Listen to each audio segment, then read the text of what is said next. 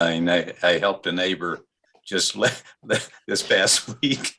So that's very vivid in my memory. I don't think I'm going to be eating for a week. Mm. Okay. But thank goodness there are still people out there who come and help you, a plumber. And he came, and let's just say it was a really interesting experience. Yeah. Yeah, because I took part. So, anyways, I don't think my wife wants me to sleep near her to evening. No, just joking. Anyways, so This comes under the heading of TMI. Too TMI, much yeah. information. Yes, need to know basis. Okay, so let me start this evening and let me just share my screen with you. Hang on a Okay, minute. Sandy's Okay. okay. Yeah, but folks, y'all pray for me so I don't get E. coli or something or dysentery or something.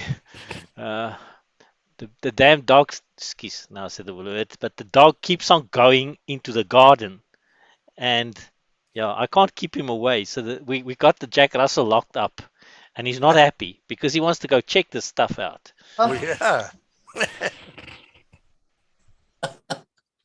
And you know, this dog sleeps on the bed, eh? And I'm saying to Diane, well, if he sleeps on the bed, I'm sleeping on the floor. Okay, go ahead. Okay. Thank you, Sandy. Okay.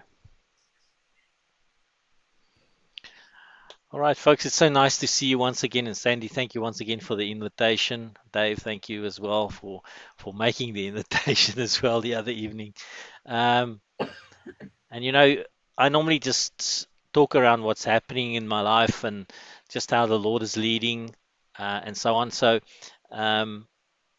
as I said last week, while I was sitting and listening to some of the sermons, I thought let me just talk around family, father, mother, things like that, because it's a subject I think that touches all of us.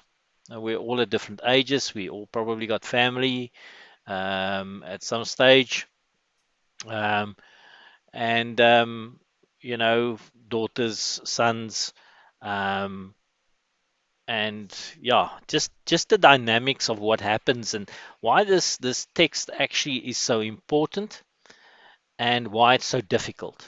Because I believe this is one of the most difficult things out there for a lot of people. So let us pray.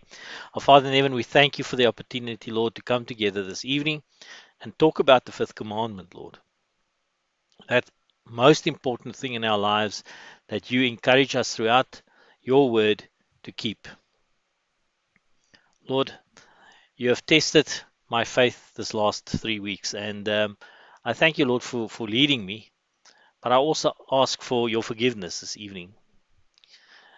Lord, sometimes I could not handle what was coming at me, and I did not think to ask you. But once again, you have stepped up and you've shown me the way. By writing this sermon this evening, you've actually cleared my mind and cleared the path for me to understand what it is my Father is going through. Lord, keep my heart in your hands and therefore soft and therefore in line with always giving love back, irrespective if I receive it. Be with each and every parent here, with each and every person who is going through something similar to this, and Lord, bless them this evening in abundance. Let our children understand why it's so important, and let us as children understand why it is so important. We ask this in the mighty name of Jesus. Amen. So honor thy father and thy mother, and thou shalt love thy neighbor as thyself. Well, it sounds very much like the similar two new commandments or two so-called new commandments, if you think about it. But there's a very, very serious message in that. And when the Lord said to the young theologian that he should take, or what is the most important two commandments, he answered in terms of love your neighbor like yourself and love the Lord as such. So the big thing for me really came in, um, and it's been coming for a while, that we, Diane and myself, have been blessed to to be given an opportunity to look after our parents. Diane has been doing it for many, many years, and through various seasons and so on.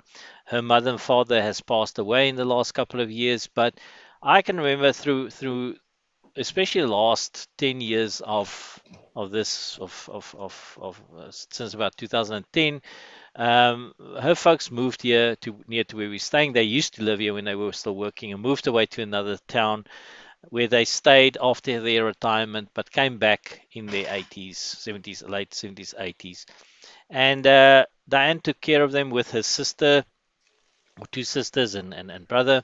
But Diane is mostly the person who was the hands-on with that. And she was the one doing all the organizing.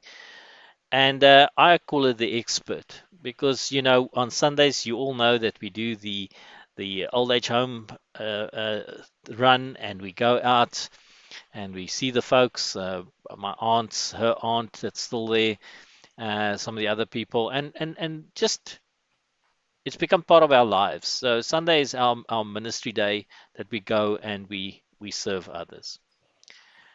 And this text actually also really, when I saw it yesterday when I was writing this, it says, "Do not cast me away when I'm old. Do not forsake me when my strength is gone." A lot of us carry a lot of baggage um, in our lives. And I hope I spelled that right. Yeah, okay. Um, Throughout our lives, our parents have a major effect on us.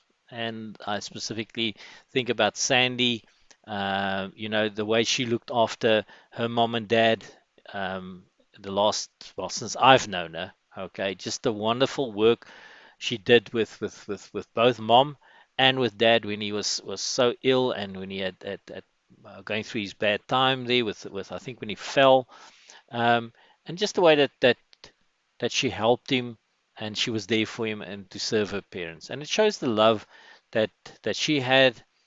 But also, I know that she went through difficult times as well. And that's what's happening to us at the moment as well. So if you look at this picture, you'll see on the left hand side there's three generations. I think you've seen this photograph before. I took this a couple of months ago.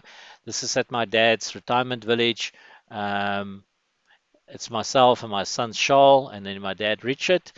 At the bottom left here is my mother right in front, and her sister, the lady we normally go visit at the old age home. She's 85. My mother's 80.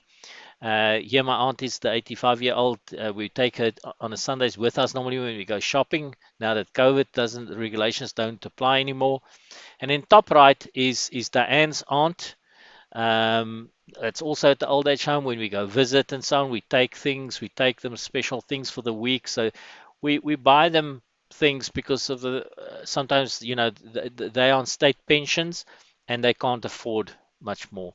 And then Diane's mom at the bottom, who Diane did so much for her mom that went through a very terrible time during COVID, and actually succumbed to some infections that she got during COVID. Um, but Diane was right up there. I remember us going during COVID to hospitals, to the state hospital, which is terrible here by us. And so going all out, and just her mom in the end also had dementia, and just sat there just smiling at us. And this is one of the last pictures we have of her. In the middle there, that picture was taken about 2 years ago or 3 years ago. My dad could still move around. He really battles today. You can see the aunt, the mom, and then my father's a lady friend, who also, by the way, then had a stroke a couple of weeks ago and really cannot look after him anymore. So we've had to go through some serious life-changing things with him, because we now had to move him from where he was, because he's now been diagnosed with dementia. And as such, he needs extra care, and I've had to put him in a facility. But she, at the same time, went to the same step-down facility to help her with recovering from the stroke she had. But folks, here's the thing: as much as we do, okay, uh, they have really, at the end of the day, become very difficult because they want to keep their freedom, their independence, which is understandable. All right. But my dad cannot no longer look after himself. He's very attached to the lady. We're trying to find a way of going forward for them, and it's put a huge amount of pressure on us. And so my faith has really been tested in the last couple of weeks. And I prayed this evening. I actually lost it with my dad, and it's not fair because I'm going to talk about that in a moment. We had to sell his car that had been standing there for more than 18 months at least, because I know he hasn't been driving it, and the car was just standing there going to pieces and losing value by the day. And we're utilizing that money to put him in this care facility, which really they allowed us to come in and use their facilities. Okay, the people are so kind. It's a beautiful facility, and it's literally 7 minutes from my front doorstep. So it's very close to me. I can go there quickly, and I have been going there every day. I've now stopped because they've told me not to come so much. Okay, but yeah, they've treated him well. It's got a hospital in it. It's got a frail care, which he's going into. Beautiful room that we will set up for him. There's care 24 hours a day, and it's very affordable. But he's obviously wanting to stay close to his lady friend who's going back to her flat or her rooms at the old age home. So we got a problem. Anyways, so to start off then, honor your father and your mother. So let's start with that. The commandment to honor your father and your mother appears often in the Bible. In Exodus 20:12, Deuteronomy 5:16, and Matthew 15:4, and Ephesians 6:2 and 3. And it involves three key actions, and we'll look at those in a moment. The obligation resting upon children to honor their parents is of lifelong duration. When I read that, I really had to think about that. I was always the rebel in my family, so I was the first one to really get out of the house. Um, I had a brilliant upbringing. Guys, I had everything that I possibly could get in terms of education, care at home, etc., etc. My folks never fought or had a fight in front of us as children, and quite naively, I thought that they were the perfect couple. All right, but nobody's perfect. And over the years, as one grows up, one sees that, and you know, it has had a profound influence on the way I see them and sometimes interact with them. Um, and yeah, I still honor them as my father and mother because I still owe them so much. And so when I go through this whole process of trying to assist my dad and he doesn't want to accept my assistance or my help, it really hurts. It hurts me because he's never wanted anything from me. And as such, for me, it looks like, you know, he doesn't really rate me or doesn't give me any sort of uh, thing in his life because basically I feel that maybe I've been a bit of a disappointment to them for various things I did in my life, not going the route they had in mind for me in my career. Um, but you know what? At the end of the day, I'm 59 years old, and as my mother said to me today, get over it. Okay, but it's not that easy. You will carry those things with you your whole life, especially if you're then trying to do something to show your parents what it is you really think about them and how you really honor them and how you actually love them. So the obligation resting upon children is a lifelong duration. If the parents are feeble and old, the affection and attention of children should be bestowed in proportion to the need of father and mother. Nobly, decidedly, the children should shape their course of action, even if it requires self-denial, so that every thought of anxiety and perplexity may be removed from the minds of the parents. And that is the truth. Because the whole time I am thinking about me, but I should actually be focusing on my dad. Okay. And yes, I'm trying to sort out his things. Okay. But I'm also in the back of my mind trying to balance my work, trying to balance the ministry, trying to balance a lot of other things around me. Okay, and that's about me. That's not really focusing on him. And so I thought about it today, and during the Sabbath hours, I thought, you know what? From tomorrow when I see him, I'm going to focus on him, irrespective of what he says to me. If he complains, if he comes and he says things that hurtful, I'm not going to respond to that, okay? Because I need to be focusing on him. So children should be educated to love and care tenderly for father and mother. Care for them, children yourselves, for no other hand can do the little acts of kindness with the acceptance that you can do them. Improve your precious opportunity to scatter the seeds of kindness. We need to appreciate them. Okay. There's a lot of stories about people who grew up in bad homes and so on. And like I said, I wasn't one of those people. I grew up in a middle class home here in South Africa, in Pietermaritzburg. My father and mother both worked. We went on a lot of vacations together. I have happy memories of growing up. When I turned 16, I started really becoming a bit of a rebel, wanting to go on my own. I wanted my independence and my freedom. And my family still wanted to be a family and go to away on together as a family. And I stopped going on holidays with them, but that was on me, not on them. So my decisions cannot be attributed to my father and mother, but it did also probably have a effect on them. And through my life, I've had to ask my dad to help me as well, twice in my life when I got into trouble, and he helped me. Okay, which is what fathers and mothers do for children. And I've always said that I will never leave him. I'll be there for him. Whatever comes, I will be there for him because I cannot forget what he did for me. And so you honor your father and mother. You honor your father and your mother when you are thankful for all they have done for you.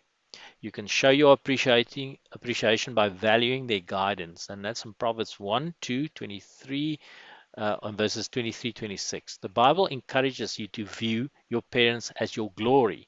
That is, to be proud of them. And I am proud of my parents. There's always the story I tell people because, especially in Pietermaritzburg, my folks were very well known, and they were known for the way they danced at parties.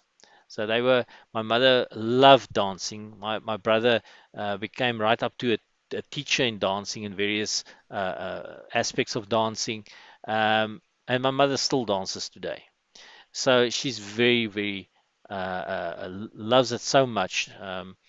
And it keeps her young and so on. And so they used to be known as the couple who would go to parties and dance so beautifully together. Fred Astaire, Ginger Rogers. I don't know if Seventh-day Adventists know those people. I've only been a Seventh-day Adventist for 12 years, but I used to love Fred Astaire. Um, and Ginger Rogers. And that's what my folks used to show us in pictures. And I used to so love dancing as well. But unfortunately, I have two left feet. And that's why I probably became a Seventh-day Adventist as well. Sorry, that's just a joke. Our obligation to our parents never ceases. Our love for them and theirs for us is not measured by years or distance. And our responsibility can never be set aside. And that comes from Adventist Home 360. There's a whole chapter in Adventist Home on this, and it's so relevant and prevalent for today as well. I actually sent my mom parts of it today just to show what I was going to say, and it is so brilliant that if you look on today's modern sort of writings around how to look after the aged, Ellen White was writing that stuff in 1905 already. Accept their authority.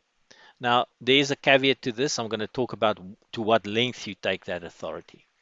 Especially when you are young, you honor your father and your mother and you recognize the authority God has given them. Colossians 3:20 tells young ones, be obedient to your parents in everything, for this is well-pleasing to the Lord. Even young Jesus willingly obeyed his parents. But Jesus also grew up. And although he always had huge respect and obeyed his parents, he had to follow his route and the reason he was on earth. And I think sometimes parents don't allow their kids to do that because they're trying to protect them. They see a different path. They've made mistakes in their lives and are trying to protect their kids. And I'm very much the same when it comes to Charles as well. Although I really am starting to learn out of my earlier life, out of a child's life, a young person's life, that there is a time that you have to cut that cord and you have to say, young man, you are now on your own, make your decisions. I must say, my son really impressed me the other day when we were visiting my dad, and there was a conversation on, and this young man made me so proud when he so succinctly and clearly spoke to my dad and his lady friend, and he just explained to them the situation better than I could do. So the TEFL course is paid off. He's very good in English. Treat them with respect. So Leviticus 19:3 and Hebrews 12:9, this often involves what you say and how you say it. It's true that parents at times act in ways that make it hard to respect them. Even then, children can honor their parents by avoiding disrespectful speech and actions. In Proverbs 30:17, the Bible teaches that speaking abusively of one's father or mother is a serious offense, and that's Matthew 15:4. Show no retaliation against unjust parents. And this comes from Ellen White. She said one of her mother, I always hated my mother, and my mother hated me.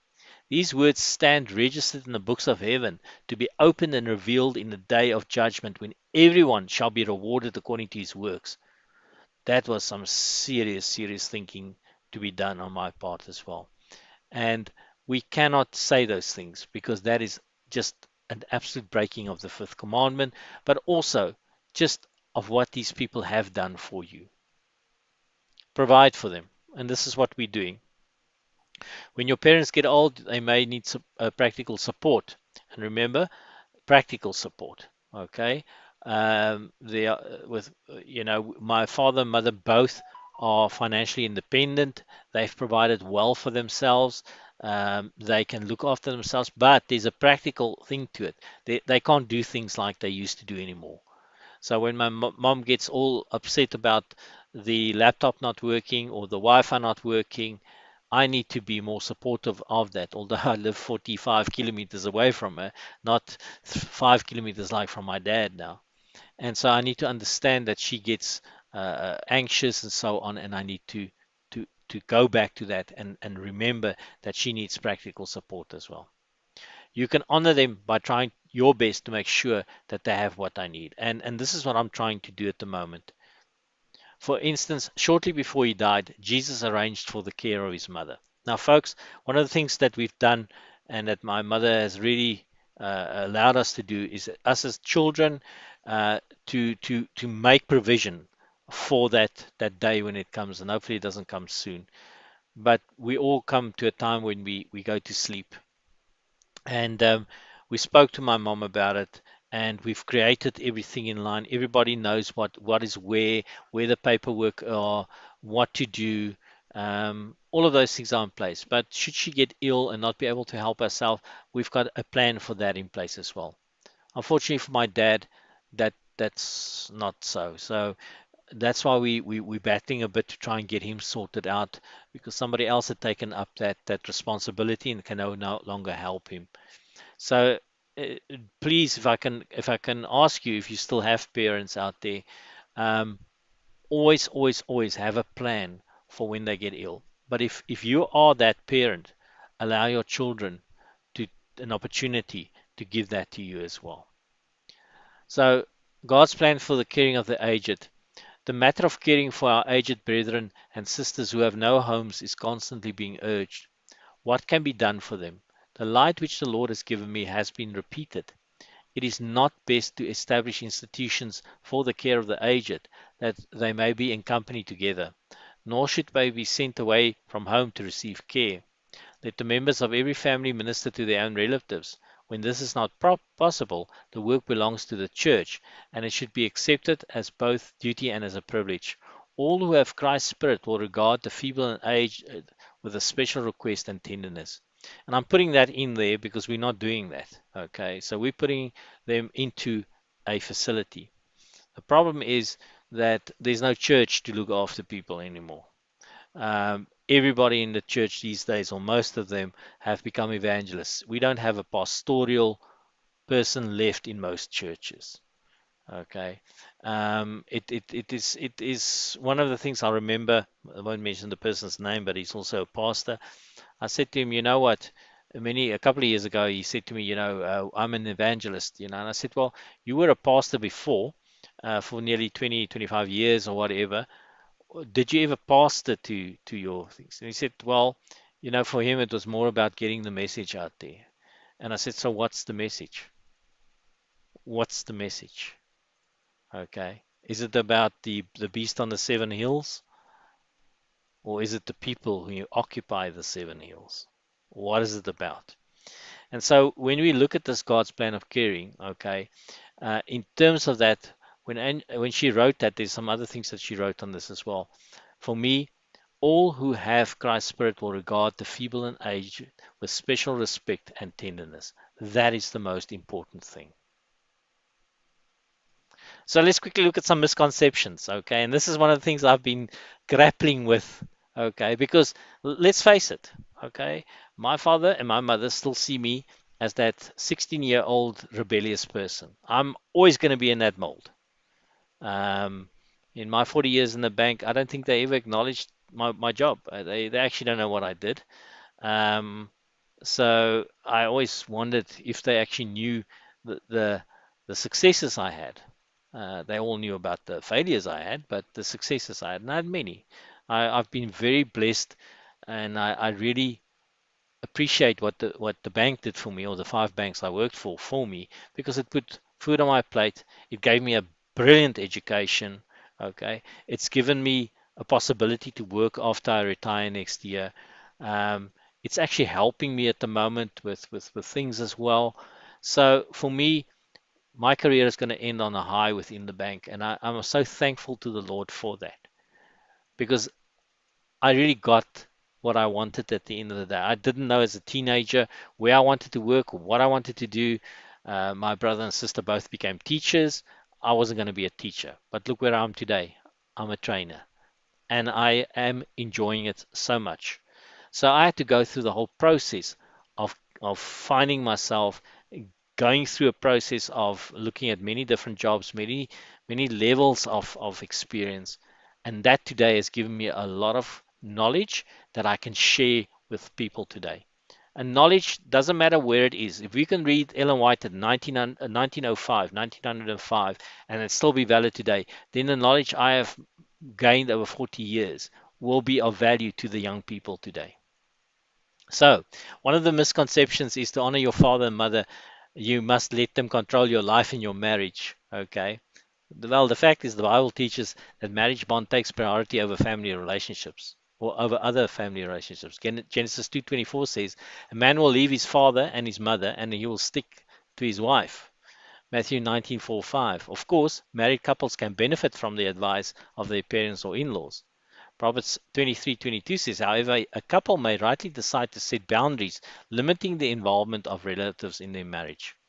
Um, we in my marriage, there was some interference at some stages, but I think family overall. I remember growing up as a child, and my grandparents sort of not interfering, but making comments and making my parents very unhappy about certain things. So that happens. That really happens. But the big thing is for me is about the respect, okay, the honoring your father and your mother. There comes a point when a father and mother can also overstep the bounds of that, where it doesn't become advice anymore, where they are now actually becoming insulting or rude, even to an effect.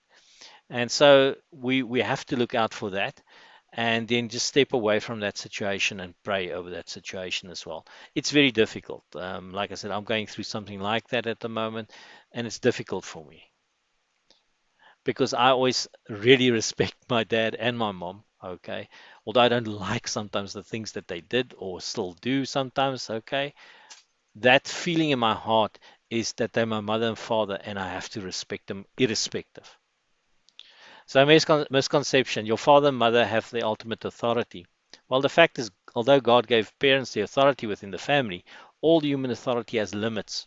It never overrules God's authority. For instance, when the High Court ordered Jesus' disciples to disobey God, they replied, we must obey God as the ruler rather than men. And that's in Acts 25, 27 to 29. Likewise, children obey their parents in union with the Lord. And that is in all things that do not conflict with God's laws in Ephesians 6:1. Another one, honoring your father and mother requires you to follow their religious beliefs. Well, I did initially, and I became very disenchanted with those religious beliefs because it was part of a system in this country. And when I discovered Adventism, there was a lot of things said around it about my religion.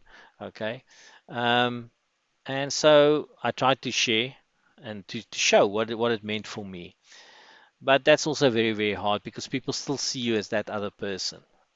And Diane always comments on it that, people don't really see you for how you've changed because you've changed so much.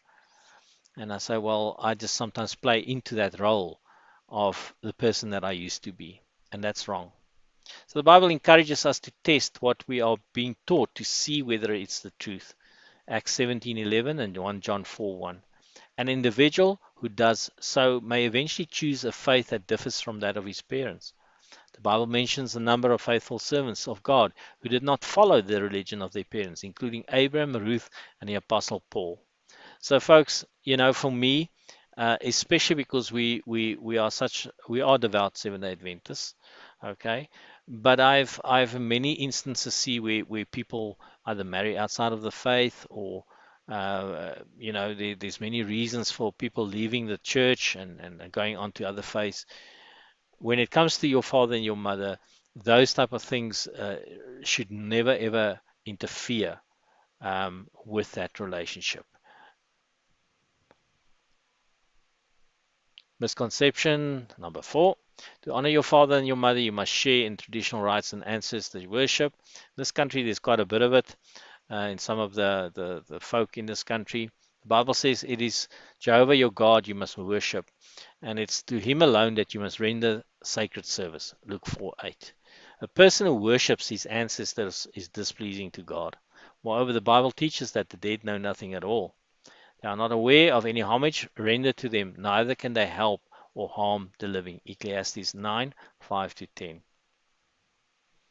So quickly, just honor your father and your mother, which is the first commandment with a promise, so that it may go well with you and that you may enjoy a long life on earth. Ephesians 6 verses 2 and 3.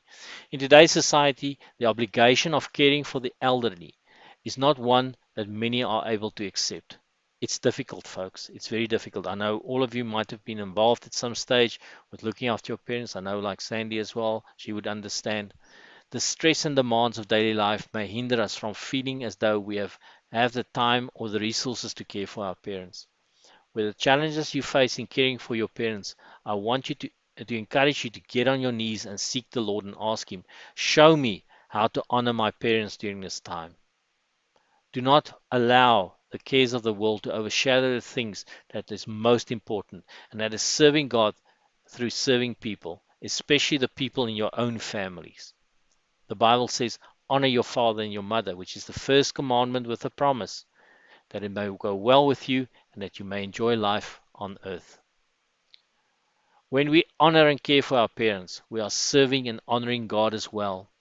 The last 3 weeks I spent caring for my father has been very difficult, but the time I've had with him is a precious gift. I don't think I've spent so much time with him in forever. And isn't time the ultimate gift we can give those we love? I will never regret that I took off from work, cancelled my appointments and obligations, missed out, and things I missed out on, because caring for my father is such a blessing to me. And it was through that sacrifice that I found what it truly means to honor your parents. I'm really starting to find that out. Honor thy father and thy mother, it also says, as Seventh-day Adventists, we point to the seventh-day Sabbath as one of our core beliefs. And it's right, we have to do that. Okay? But to honor your father and your mother is also one of the foundational principles of a healthy society. It's interesting to note that these two principles, keeping the Sabbath and honoring our parents, are singled out and mentioned together. Each of you must respect his mother and father, and you must observe my Sabbaths. That's in Leviticus 19:3. So the family unit, when we talk around that, Ellen White writes in the Adventist home. So the work of the restoration of the family is to be accomplished in these last days. In this work, not only the parents, but also the children have a very important role to play.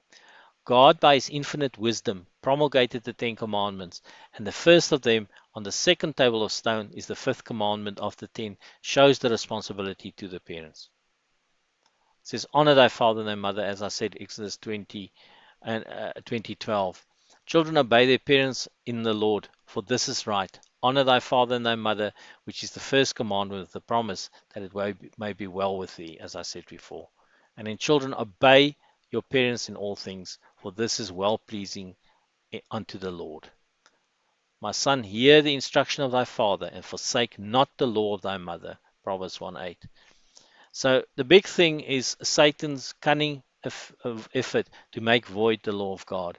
And if we can look past the fourth commandment to the fifth, that is where the biggest destruction is happening at the moment.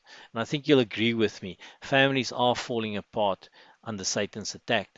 Because Satan's enmity against God's law had impelled him to war against every precept of the Decalogue. We must understand and remember that. So not just the fourth commandment, it's the total Decalogue plus the statutes and the judgments. To the great principle of love and loyalty to God, the Father of all, the principle of filial love, the obedience is closely related. Contempt for parental authority will soon lead to contempt for the authority of God. Please note, in Satan's efforts to lessen the obligation of the fifth commandment. In these last days are so noted for their disobedience and disrespect that God has especially noticed it, and it constitutes a sign that the end is near. It shows that Satan almost has complete control of the minds of the young, and may I say, the minds of the not so young. By many, age is no more respected. Just when I was reading through that earlier on, I was thinking when I started working in 1981 in the bank, we used to wear suits and we used to say sir and ma'am. We did not call our elders or the senior people by their first names. That was absolutely taboo. Today, we call the CEO of the company by his first name. I think sort of things have been lost in translation. In terms of modernity, postmodern, we've lost respect by doing that. Although it's the way of the world today. So children who honor or dishonor and disobey their parents and disregard their advice and instructions can have no part in the earth made new. The purified new earth will be no place for the rebellious, the disobedient, the ungrateful son or daughter.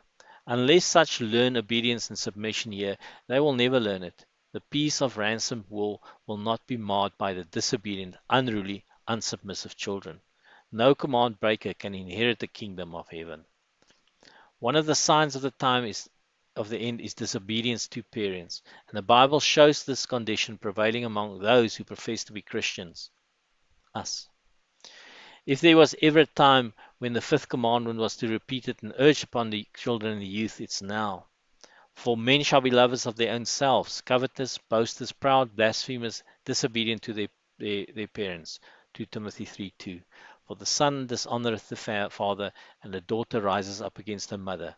The daughter-in-law against the mother-in-law, and a man's enemies are the men of his own house. So the fifth commandment is made or broke in this attack. So, but few children, even those who profess to be religious, obey the fifth commandment. This is a commandment of promise, and it's trampled upon and disobeyed upon almost as much as the fourth commandment. The promise of eternal life is only to those who do the Father's commandments, and many children and youth who have professed Christians will be subjects of the last plagues because they will not obey these commandments. And then the last sentence there, it says, we make the possession of that fifth commandment is binding upon son and daughter, although they may be old and grey-headed. However high and humble their station in life, they will never rise above or fall below their obligation to obey the fifth precept of the Decalogue. That commands them to honor their father and their mother. I spoke about the authority. I'm not going to talk about that much more. I just want to get to the end. So if anyone does not provide for his relatives, and that's 1 Timothy 5:8, and especially his immediate family, he has denied the faith and is worse than an unbeliever. God's plan for the caring of the aged, the matter of caring for our aged brethren and sisters who have no homes, is constantly being urged. And she spoke about that. Acts 20:35. In everything I did, I showed you that by this kind of hard work we must help the weak, remembering the words of Jesus Christ himself said, "It is more blessed to give than to receive."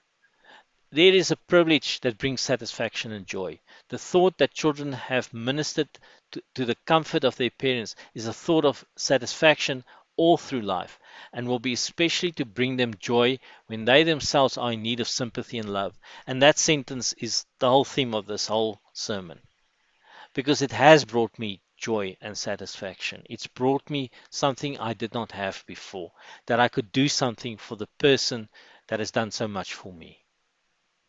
Those whose hearts are filled with love will regard the privilege of smoothing the passage to the grave for their parents an inestimable privilege. They will rejoice that they had part in bringing comfort and peace to the last days of their loved parents. To do otherwise than this is to deny the helpless aged ones the kindly ministrations of sons and daughters, would fill the soul with remorse, the days with regret, and our hearts were not hardened and cold as stone. Do not rebuke an older man harshly, but exhort him as if he were your father. Treat younger men as brothers.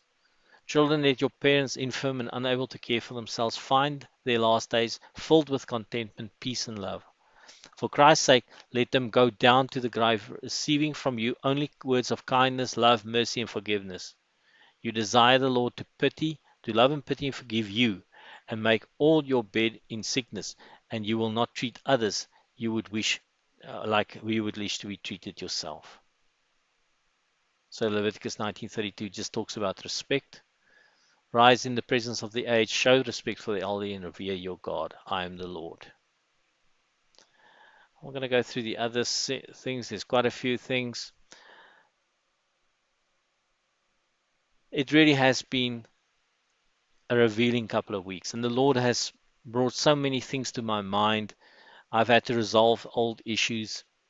I've had to understand why my dad does what he does, and does not really sometimes worry or give notice of what I've done for him in this time.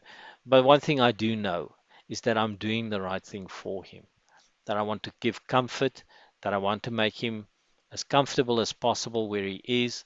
I want him to be happy. Most of all, I want him to be happy. I want my mother to be happy. Okay. Because I have nothing but that to remember at the end of the day, that we could make them happy, that we as children always honored them. And I think my brother and sister would agree with me on that, because we all do. And once again, just to end off with, I come out of a good home. I honor my father and my mother, and I say thank you for what you've done for me. Let's hope that people who are watching this will honor their fathers and mothers, will honor you as fathers and mothers. Our Father in heaven, Lord, we thank you for this opportunity to talk about this subject this evening, Lord. Well, thank you for placing the words in my mouth this evening, for allowing me to see myself in the light of the Fifth Commandment. Thank you for leading me. Thank you for forgiving me.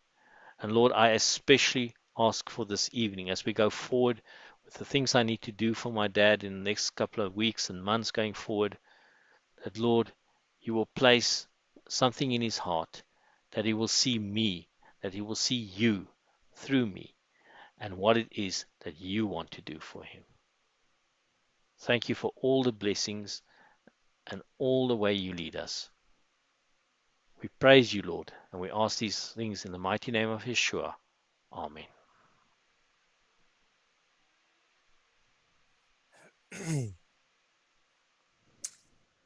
That's great, Hein. You know, one thing a lot of people forget, there's people out there don't have parents, foster kids, orphans. They've never known even a little bit of love. We work with them, yeah. Ah, yeah. That's part of the ministry. Mhm. And, it's very near to my heart. This is stuff that we've been doing for a long time. And once again, I praise my wife for that. Um, if it wasn't for Diane, I can tell you, I don't I don't think I have the patience sometimes. She has led me this last 3 weeks like I cannot just explain to you folks because I call her my expert, okay? Because she just keeps me on the straight and narrow. She reminds me of the Lord. She reminds me this just keep on the road. Don't take it personally. Just keep on going. You're doing the right thing. Keep on going. Amen. Thank you, Hein. Being a nurse, I've seen firsthand how this here affects families. Yeah. And you'll find that after somebody passes, that some of their children and grandchildren get very angry. They aren't angry at other people, even though that's what it looks like. They're actually angry at themselves because they know that there was more that they could have done. Yeah. Mhm. Yeah. And Well, that's why I praise the Lord for giving me an opportunity to do this. Yes. Hein, here in America, of course, we have the rest homes. And so many times somebody will put their parents in the rest home, not because it's necessary, but just to get them out of their hair because it messes up their lifestyle. Yeah. They put them there and they never call, never go visit them. Never visit. We And see them every week. We see them every week. Yeah. Well, we were in Jordan in, I don't know, sometime in the 90s. And the tour guide told us this. He said, we always took our parents into our home and took care of them. But he said, now we're starting to get the rest homes. And he said, I'm afraid that things here will go like it does in America. Instead of taking care of them, they'll put them in the rest home just to get them out of their way. Yeah. Not That's ready, sad. not ready to bring race in it, but you'll see that Abel will recognize this, that the Hispanic family takes care of their parents a lot better than the white folk do. Yeah. It's true. Yeah, and this country, the black people as well, they very much into Um, that. The gogos, we call them gogos, which are grandmas. That's the Zulu word for grandma, gogo. They are the ones who look after the children, so they become very much part of the household. Um, I think, I look at Adventists in this country. There is 3 Adventist homes, retirement homes in this country, and big ones. All right.